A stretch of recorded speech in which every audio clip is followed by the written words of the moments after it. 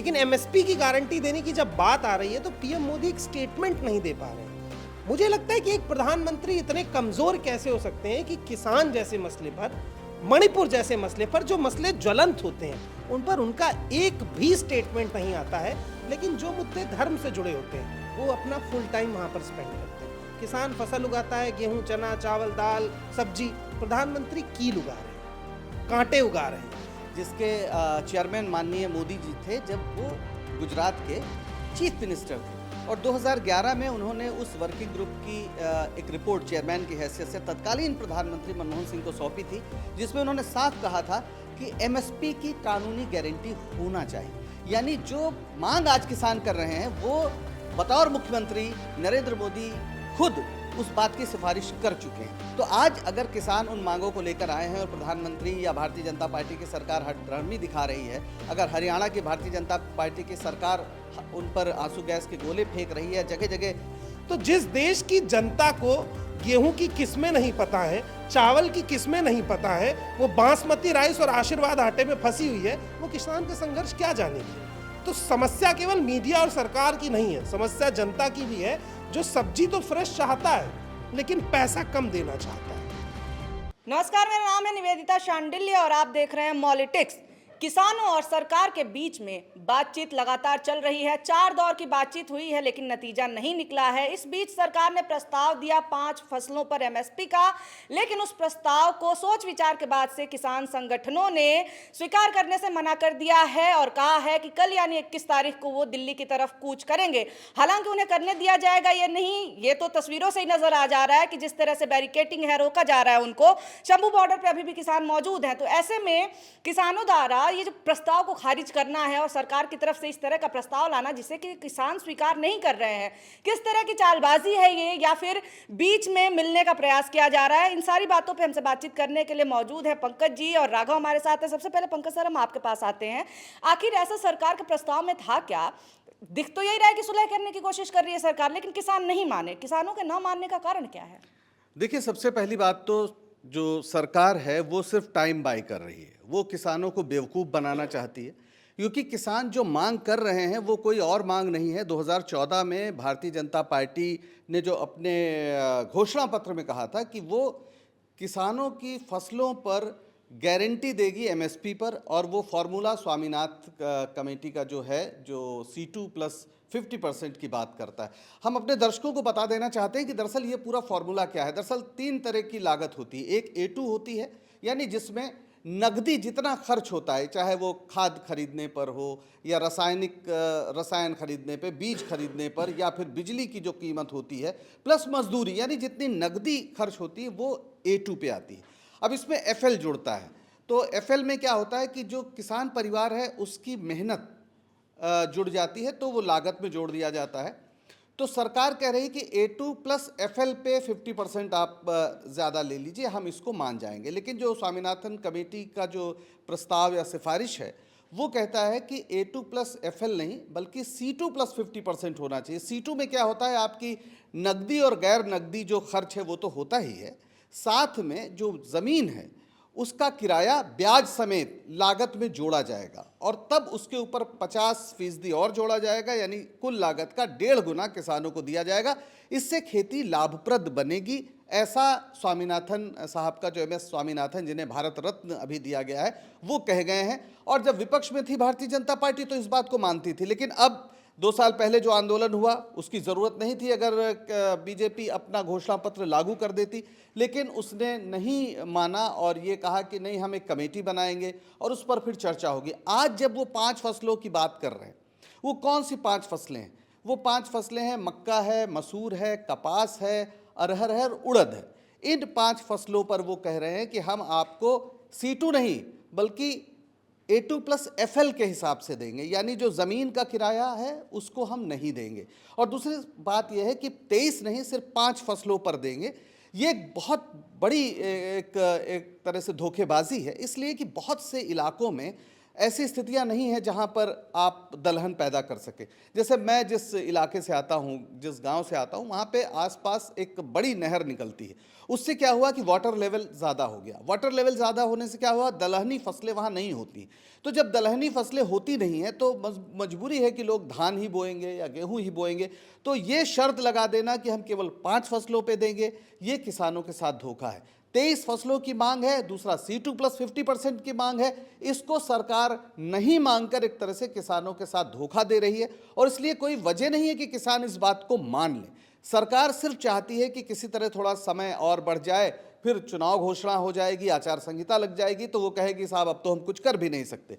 पर सवाल तो ये है कि आपका 2014 का जो घोषणा पत्र था, आपने उसको लागू क्यों नहीं किया। और इसलिए अभी जो आप शंभू बॉर्डर की बात कह रही हैं, उसमें किसानों का एक अलग संगठन है। अब SKM, जिसने पिछली बार पूरे आंदोलन का नेतृत्व किया था, संयुक्त किसान मोर्चा जो है, जिसमें लगभग 50 किसान संगठन है, उन्होंने आंदोलन की घोषणा कर दी है। और 21 फरवरी को वो भारतीय जनता पार्टी के जो सांसद जहां जहां चुने गए हैं, वहां पर वो प्रदर्शन करेंगे। उनके हो सकता है घरों और दफ्तरों का घेराव भी करें। तो सरकार और किसान अब आमने सामने हैं। लेकिन अफसोस की बात यह है कि अगर भारतीय जनता पार्टी की सरकार अपने घोषणा पत्र को एक बार पढ़ ले और उसको लागू कर देती, तो आज शायद ये नौबत ना आती। ये सीधे सीधे किसानों के साथ धोखा है, इसलिए ये मुद्दा अभी आगे चलेगा। ये SKM वगैरह के आंदोलन पे भी सर मैं अगला सवाल आपके पास लेकर के आऊंगी, पर पहले राघव आपसे बात कर लेते हैं। देखिए, ये इस समय जब पहले ही किसानों के खिलाफ मीडिया में, सोशल मीडिया में आप देख रहे हैं माहौल बना हुआ है, ऐसे में अचानक से सरकार कथित एक सुलह के लिए प्रस्ताव भी देती है और कहती है देखो हमने तो किसानों से कहा, किसान नहीं माने, और यही बात अब टीवी पे भी चल रहा है। तो क्या ये इसीलिए ये चालबाजी की गई थी ताकि और बदनाम किया जा सके? निवेदिता, पंकज जी ने जो बात टेक्निकली समझाई, मैं उसको बड़ी लेमैन लैंग्वेज में समझाने की कोशिश करता हूँ। एक आदमी सरकार से मकान और खाना मांग रहा है। सरकार उससे कह रही है ठीक हम तुम्हें खाना देंगे लेकिन रोटी देंगे, सब्जी और पानी नहीं देंगे। मकान देंगे लेकिन उस पर छत नहीं होगी, दीवारें होंगी, छत नहीं होगी। यानी सरकार जो देने का वादा कर रही है, असल में उससे समस्या हल नहीं होगी बल्कि और बढ़ेगी। किसानों का कहना है कि हम आपसे MSP की गारंटी मांग रहे हैं। ऐसा तो है नहीं कि जो सांसद विधायक भारतीय जनता पार्टी में हैं वो केवल गेहूं और धान खाते हैं, दालें भी खाते हैं ना, सब्जी भी खाते हैं, हर चीज़ खाते हैं। तो फिर जब वो हर चीज़ खा रहे हैं तो हर चीज़ पे MSP देने में क्या समस्या है। किसान टमाटर, आलू, इसके बारे में हर बार चर्चा होती है। वो 1 रुपए किलो से भी कम की लागत पे बेचता है, क्योंकि ये वो सब्जियां हैं जिन्हें 7-8 दिन अगर किसान अपने पास स्टोर करता है तो उसके बाद इनमें सड़न शुरू हो जाती है, और एक बार सब्जी सड़ गई तो मार्केट में उसका रेट आधा भी नहीं बचता है। अब इस स्थिति में किसान अपने घर से सब्जी लेके निकला है, MSP तय नहीं है, बीच में ठेकेदार मिल गया। ठेकेदार ने कहा देखो बहुत लंबी लाइन है, आज तुम्हारा माल नहीं बिक पाएगा, अगर तुम हमको कमीशन दोगे और थोड़ा कम में बेचोगे तो तुम्हारा माल हम आज निकलवा देंगे। क्योंकि सरकारी व्यवस्था नहीं है तो किसान पहले तो कर्जे के चक्कर में फंसा ही है, फिर वो इस ठेकेदार के चक्कर में फंसता है। फिर उसके पास बचता क्या है, औसतन अगर वो 1300 रुपये लगा करके 100 किलो आलू पैदा कर रहा है तो वो 1100 रुपये में बेच रहा है, 200 रुपये अपनी जेब से हर साल भर रहा है। लड़ाई इसी बात की है। दूसरी एक और बात इसमें टेक्निकली है कि जो लागत जोड़ी जा रही है उसमें बाकी हर चीज़ शामिल है। बीमा का पैसा शामिल हो गया, मैं कह रहा हूँ उसमें खाद का पैसा शामिल हो गया, मजूरी शामिल हो गई, ट्रांसपोर्टेशन शामिल हो गया। किसान का परिवार जो उस पूरी फसल को उगा रहा है, मेहनत कर रहा है, उसकी भी तो कुछ वैल्यू होनी चाहिए। हर आदमी जो काम कर रहा है सैलरी पा रहा है, PM अपना काम कर रहे हैं, सैलरी ले रहे हैं, 18 घंटे काम करते हैं ऐसा बताया जाता है। मैं कहता हूँ 20 घंटे काम करते होंगे, 2 घंटे सोते होंगे और 2 घंटे योगा करते होंगे जैसे उनके वीडियोस आते हैं। किसान भी तो 18 घंटे काम कर रहा है, तो उसकी सैलरी क्यों नहीं तय होनी चाहिए? उसकी उस मेहनत की सैलरी को भी MSP में कैलकुलेट किया जाए और फिर आप डिसाइड करिए। सीधी सी बात इतनी है कि जो पंकज जी ने कहा वो एकदम सही बात है कि सरकार चाह रही है कि किसी तरह ये लोकसभा चुनाव तक के समय को काट लिया जाए, उसके बाद जहां भी आंसू गैस के गोले हैं वहां लाठी हाथ में आ जाएगी, और यही किसान चुनाव से पहले जिनको कहा जा रहा है कि नहीं नहीं हम बात करेंगे, उसके बाद सीधे मुंह उनसे कोई बात भी नहीं करेगा। बस ये चुनाव का प्रेशर है। जो लोग ये कह रहे हैं ना कि किसान चुनाव से पहले क्यों आ गए, उससे पहले क्या कर रहे थे, 2 साल पहले जब यही किसान आंदोलन हुआ था, ये सरकार बैकफुट पर गई थी और एक कमेटी बनाई गई थी। उस कमेटी ने कहा था कि हम चर्चा करेंगे और तय करेंगे कि क्या करना चाहिए। 2 साल में उस कमेटी की 3 से 4 बैठकें हुई हैं उन बैठक में क्या तय हुआ है सरकार के पास उस मीटिंग के मिनट्स तक नहीं है। तो आप सोचिए कितना मतलब हास्यास्पद है कि सरकारी तंत्र बैठक कर रहा है, 4 बैठक, और उस बैठक में बातें क्या हुई है वो सरकार के पास लिखित है नहीं, तो कुरकुरे पार्टी करने गए थे वहां पे आप। तो ये जो सीरियसनेस गायब है पूरी, ये बताता है कि सरकार असल में किसानों के मसले को ना गंभीरता से ले रही और ना लेना चाहती। सबसे बड़ा बात इसमें आगा कि ये किया क्यों गया, ना सरकार समझौता करने गई थी ना वो करना चाहती है, ये बस इसलिए किया गया क्योंकि टीवी पर ये दिखाया जाए। बहुत सारी आप गूगल समाचार पे किसान आंदोलन डालेंगे तो खबरें थी 3 दिन पहले कि किसानों से बन रही है बातचीत, अब वापस लौटने लगे हैं किसान। क्या कोई किसान वापस लौटा था? लेकिन ऐसी खबरें हैं। सरकार बात करना चाहती, किसान अपनी जिद पर अड़े हुए। कौन सी जिद है? खिलौना मांग रहे हैं क्या? फसल का दाम मांग रहे हैं। इन तरह की खबरों से जो नैरेटिव सेट किया जाएगा वो ये कि ये किसान नहीं है, ये खालिस्तानी है। सरकार मांगे मानना चाहती है, ये समझौता करने को तैयार नहीं है, और वो पूरे दिन टीवी मीडिया पर चलेगा। उसके बाद इस देश के नागरिक को लगेगा कि यार ये वही लोग हैं जो सड़क जाम करते हैं और अव्यवस्था फैलाते हैं, इनसे हमें क्या लेना देना, क्योंकि वो आशीर्वाद का आटा खा रहा है। आप इस देश के किसी भी पढ़े लिखे नागरिक को पकड़ के खड़ा करिए और उससे पूछिए कि गेहूं की 10 किस्मों के नाम बता दो, वो एक का नहीं बता पाएगा, उसे बस आशीर्वाद पता है। तो जिस देश की जनता को गेहूं की किस्में नहीं पता है, चावल की किस्में नहीं पता है, वो बासमती राइस और आशीर्वाद आटे में फंसी हुई है, वो किसान का संघर्ष क्या जानेगी? तो समस्या केवल मीडिया और सरकार की नहीं है, समस्या जनता की भी है, जो सब्जी तो फ्रेश चाहता है लेकिन पैसा कम देना चाहता है। यहां पर बात फंसी हुई है। सर, एसकेएम वाली बात जो मैंने कहा था कि अगला सवाल, ये प्रस्ताव और इन सारी चीज़ों से इतर जो एसकेएम की बात है और बाकी किसान संगठनों की, कल हमने राकेश टिकैत से बात की, उन्होंने कहा कि हम अलग से आंदोलन करेंगे। 21 को ही ये किसान अलग से आंदोलन कर रहे हैं जो शंभू बॉर्डर पे है पंजाब के, और एसकेएम राकेश टिकैत के जो लोग हैं वो अलग से कर रहे हैं। वो लोग कह रहे हैं कि हमारे बीच में तालमेल नहीं है, और यहाँ तक कि राकेश टिकैत खुद कह रहे हैं कि कॉल दिलवाई गई पहले ही जानबूझ के, ताकि इस आंदोलन को कमजोर किया जाए। तो ऐसे में जब सरकार अपने फुल पावर अपना लगा रही है कि किसान आंदोलन को खत्म करें, ऐसे में किसान आंदोलनों में शामिल जो पहले संगठन थे उन लोगों में फूट है, अगर अनबन है, अगर उसका फायदा क्या नहीं डायरेक्ट मिलेगा सरकार को? नहीं, सरकार तो हमेशा चाहेगी कि फूट डालो और राज करो। और ये भी सही है कि एसकेएम एक बड़ा संगठन है। बड़ा संगठन मतलब अम्ब्रेला ऑर्गेनाइजेशन है, जिसमें पहले तो शायद 38 थे, अब 50 संगठन हैं। लेकिन ये भी सही है कि जो पंजाब का ये ग्रुप है, इसने अलग से कॉल दी। जो पंजाब में उसके पास शक्ति होगी तभी वो कॉल दे रही थी। लेकिन एसकेएम का पूरा जो आंदोलन था, जो पिछली बार जिसने बहुत लंबा लगभग 1 साल तक वो आंदोलन चलाया, वो ज़्यादातर किसानों का संगठन है। और ये कोई मसला ही नहीं है कि अगर ये लोग वापस भी चले जाएं तो आंदोलन ठप हो जाएगा, क्योंकि जो बुनियादी बात है वो है एमएसपी। एमएसपी के नीचे आकर कोई भी समझौता अगर कोई भी किसान संगठन करता है तो वो सरकार का दलाल माना जाएगा। इसलिए मुझे नहीं लगता कि इससे कोई फ़र्क पड़ने वाला है। बल्कि आंदोलन, जैसे आप पहले भी आप देखें तो बहुत किसान एक ही दिन में नहीं इकट्ठा हो गए थे। तमाम संगठन धीरे धीरे एसकेएम के बैनर के तले आए थे, उनकी एक कमेटी बनी थी और उसमें भारतीय जनता पार्टी से भी जुड़े लोग थे। भारतीय किसान संघ जो है उनका, वो भी उसमें शामिल था। ज़रूर सरकार ये चाहती है कि जो अपने किसान संगठन हैं उनके ज़रिए कोई समझौते का वो नाटक कर ले।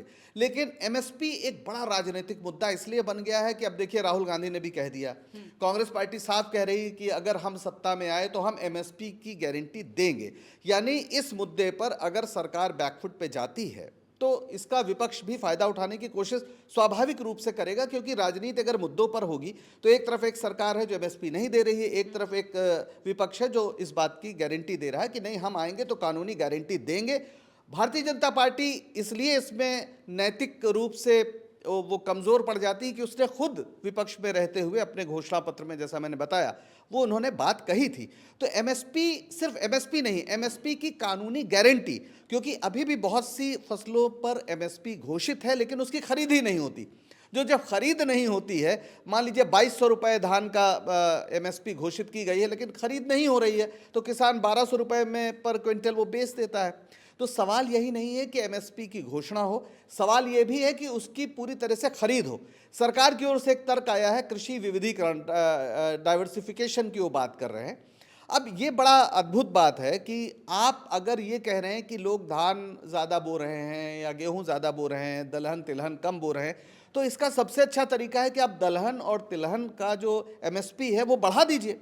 वो इतना बढ़ा दीजिए कि वो धान और गेहूं से ज़्यादा हो, किसान खुद बोने लगेंगे। लेकिन जैसा मैंने पहले कहा कि हर जगह हर किसान अलग अलग फसलें बोता है, वो एक तरह की फसल नहीं बो सकता है। ज़मीन कैसी है, यानी ज़मीन के जो कुदरती गुण हैं वो कैसे हैं, इसके अलावा वहाँ की जलवायु कैसी है, हर इलाके में अलग अलग फसलें होती हैं।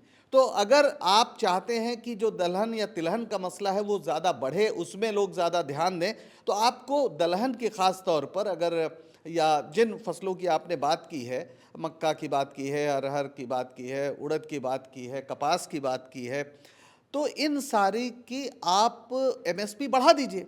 तो जब एमएसपी ज़्यादा होगी तो जिन इलाकों में ये फसलें संभव होंगी वहाँ के किसान तो छोड़ देंगे धान और गेहूँ।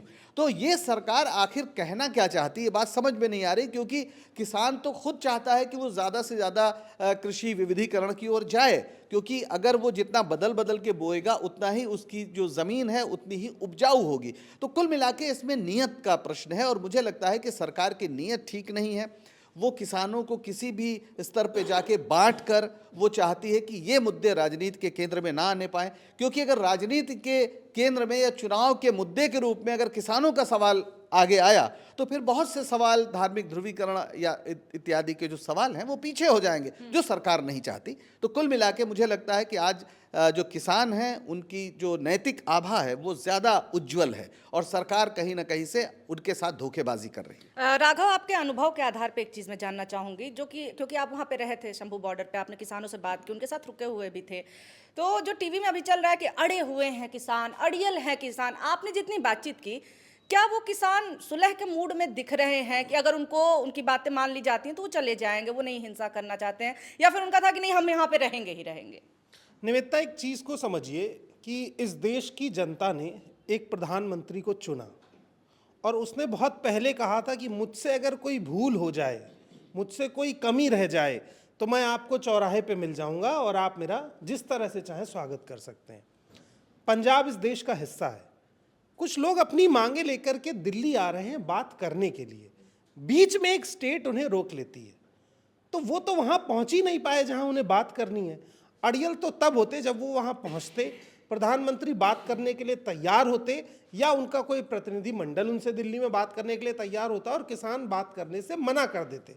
किसानों ने तो जाने की शुरुआत की, वो पहुँचे और उन पे आंसू गैस के गोले फेंक दिए गए। तो अड़ियल किसान नहीं है, अड़ियल सरकार है। आप सोचिए, एक तरफ आप कह रहे हैं कि हम बात करना चाहते हैं और दूसरी तरफ आपके वही साथी जो धरने पे बैठे हैं, जिनकी वजह से आप सरकार से बात करने की स्थिति में आ पाए, उनके ऊपर आंसू गैस के गोले फेंके जा रहे हैं। तो कैसे बातचीत संभव हो पाएगी? बातचीत का तरीका वही तरीका है जो गांधी ने विकसित किया था। बातचीत तब होती है जब आप बराबर पे बैठते हैं। बातचीत तब होती है जब हिंसा ना हो। अगर एक तरफा हिंसा सरकार की तरफ से की जाएगी तो किसान उसका जवाब हिंसा से दें, ये गलत है, लेकिन किसान कब तक चुप बैठेगा, ये भी सरकार को सोचना पड़ेगा। मुझे जितना लगता है कि सरकार जानबूझ के एक ऐसा माहौल बनाना चाहती है जिसमें किसान कुछ गलत करें और फिर उसको पूरे देश में इस तरह से दिखाया जाए कि ये तो किसान है ही नहीं। जैसे इनके पास आईफोन है तो किसान नहीं है, इनके पास महंगी गाड़ी है तो किसान नहीं है, इनके हाथ में डंडा है, ये किसान नहीं है। तो जैसे जैसे किसानों का वो रूप मीडिया तक पहुंचता जाएगा जिससे उन्हें बताया जा सके कि किसान नहीं है, तो मांगे आप किनारे छोड़ दीजिए, सरकार ये तक नहीं मानेगी कि ये किसान है।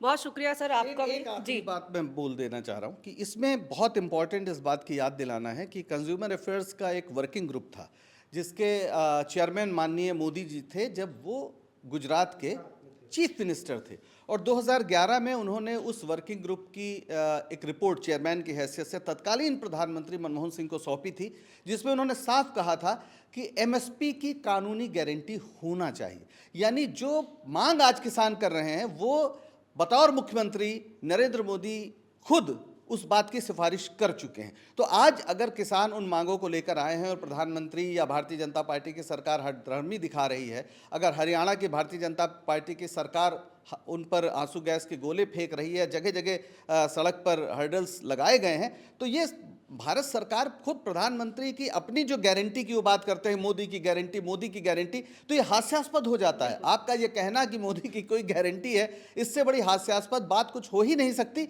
और इस देश के किसान अपने देश की राजधानी क्यों नहीं आ सकते, ये एक सवाल है। अगर वो देश की राजधानी नहीं आ सकते हैं तो वो कैसे ये माने कि इस देश में उनकी सरकार चल रही है? क्या ये किसानों की सरकार नहीं है?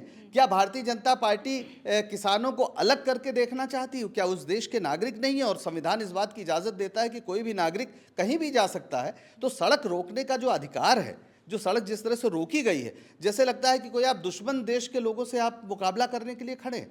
तो ये कहीं ना कहीं इस देश के किसानों के साथ बहुत बड़ा धोखा है, उनका अपमान है, और इसकी सीधे जिम्मेदारी प्रधानमंत्री नरेंद्र मोदी की है। निवेदिता, एक चीज और है, प्रधानमंत्री मोदी 370 सीटों की गारंटी दे रहे हैं, लेकिन एमएसपी की गारंटी देने की जब बात आ रही है तो पीएम मोदी एक स्टेटमेंट नहीं दे पा रहे हैं।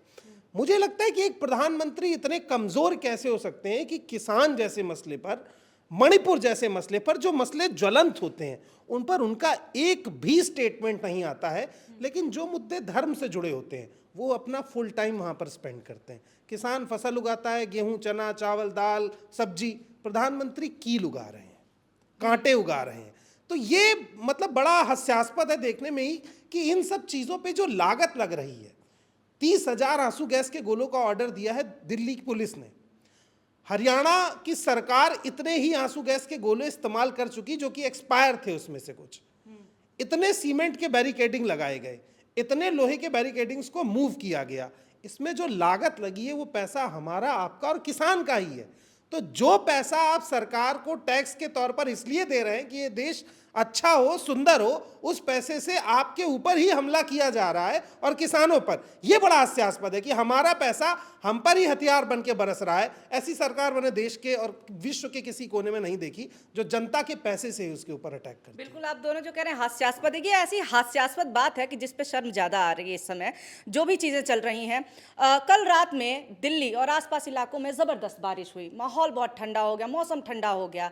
ऐसे में जो किसान, जिनको कहा जा रहा है किसान पार्टी कर रहे हैं, वो किसान अपने ट्रकों के नीचे, अपने ट्रैक्टरों के नीचे, बरसातियों में, छतरियों में छुपे हुए रात में, भोर में बैठे हुए थे। उसमें बुजुर्ग किसान भी थे, उसमें बच्चे भी थे, उसमें महिलाएं भी थीं। ये लोग जिनको कहा जा रहा है कि पार्टी कर रहे हैं, उनमें से एक की मौत भी हो जाती है और कहा जाता है कि हार्ट अटैक आया था। हार्ट अटैक नहीं आया था, आंसू गैस के गोले लगे थे, जिसके बाद से सांस लेने में दिक्कत हो रही थी क्योंकि किसान बुजुर्ग थे। और इनके ऊपर कहा जा रहा है कि ये तो वहाँ पे पार्टी कर रहे हैं। आप ये देखिए, वादा खिलाफी का आलम देखिए कि ना केवल किसानों से पिछले आंदोलन के बाद वादा खिलाफी हुआ था, बल्कि खुद प्रधानमंत्री नरेंद्र मोदी जिस मांग का सपोर्ट करते थे, खुद मांग करते थे कि एमएसपी की गारंटी होनी चाहिए, वो सत्ता में आते ही इस चीज से पलट जाते हैं और एमएसपी की मांग उनके लिए आतंकवाद हो जाता है, क्योंकि एमएसपी मांगने वाले लोगों को आतंकवादी और खालिस्तानी ही कहा जा रहा है। आमतौर पे देखा जाता है कि लोग मांगे उठाते हैं, फिर केंद्र में आते हैं, सत्ता में आते हैं, तो फिर उन मांगों को पूरा करते हैं। यहाँ पे उल्टा चल रहा है। यहाँ पे क्या हो रहा है कि 23 फसलों पे एमएसपी मांगी जा रही है, 5 पे दिया जा रहा है, 5 पे देने का प्रस्ताव दिया जा रहा है। और इससे क्या होगा, माहौल बनेगा कि किसान देखो कितने अड़ियल हैं, किसान देखो केवल आतंक फैलाना चाहते हैं, सरकार तो मान ही रही है, ये नहीं सुलह करना चाहते हैं। ये सारी बातें फैलाई जा रही हैं। लेकिन हाँ, अखबारों में आपको ऐड में दिखाई दिया होगा सर कि 22 फसलों पे एमएसपी दी है हमने। ये कौन सी एमएसपी थी जो अखबारों में आ गई लेकिन लोगों तक नहीं मिली, इसका तो भगवान ही मालिक है। लेकिन खैर, ये सारी चर्चा, ये सारे मुद्दे अगर आपको पसंद आते हो तो हमारे इस वीडियो को लाइक ज़रूर करें। ऐसी खबरें जो अन्य माध्यमों से आप तक नहीं पहुंच पा रही हैं, उसके लिए हमारे चैनल को सब्सक्राइब ज़रूर करें। हम हर एक खबर आपके पास बिना किसी बायसनेस के लेकर के आएंगे। ये वीडियो देखने के लिए बहुत शुक्रिया, बहुत धन्यवाद।